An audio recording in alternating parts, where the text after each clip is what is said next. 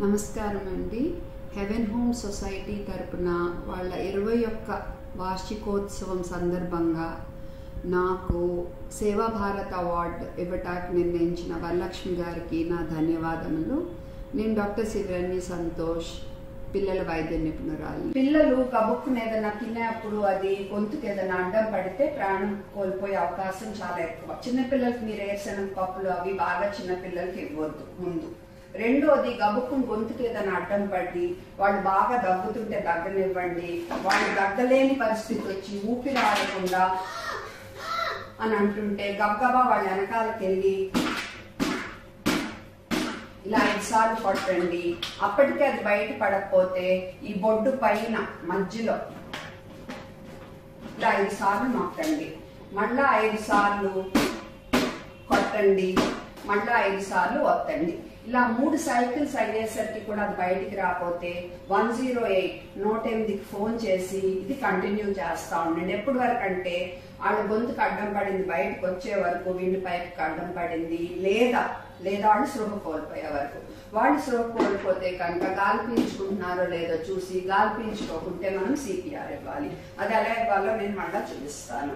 ఇదే పెద్దాళ్ళు అయితే కూడా వాళ్ళ వెనకాల నుంచి ఇదే పద్ధతి మనం పాటించాలి.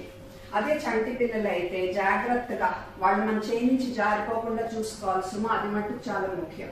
ఇలా పట్టుకుని మెడ కాదు, గడ్డం పట్టుకుని ఇలా కిందకు పట్టుకుని 1 2 3 4 5 తర్వాత ఈ నిపుల్స్ కి మధ్యలో కొంచెం కింద 1 2 3 4 5.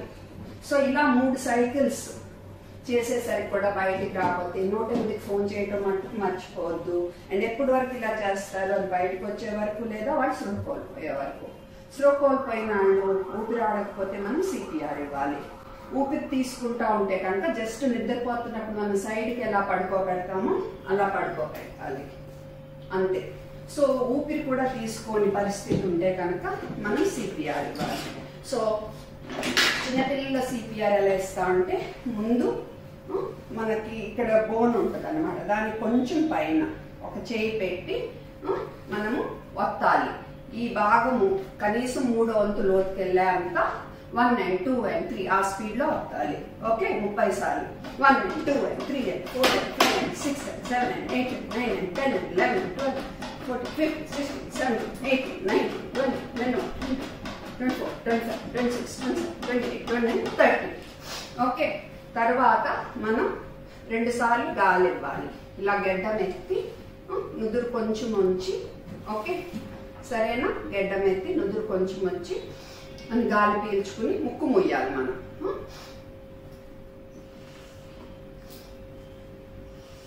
అలా 2 సార్లు గాలి, 30 సార్లు వత్తాలి, 2 సార్లు గాలి ఇవ్వాలి. 30 సార్లు వత్తాలి, 2 సార్లు గాలి ఇవ్వాలి.